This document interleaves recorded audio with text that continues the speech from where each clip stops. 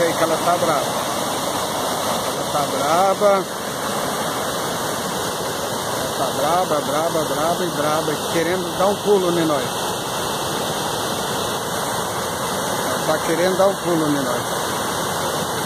Olha lá.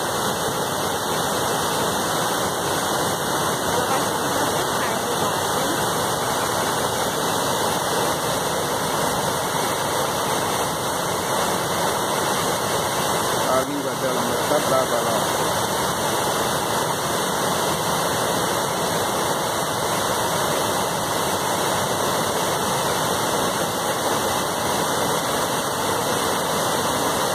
Meu Deus.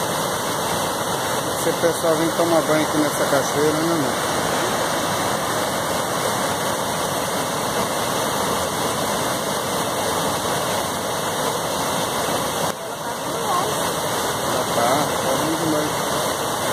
Ela tá brava, mas por isso que ela tá vendo nós, que nós tá vendo nós aqui e tá tirando a língua pra nós.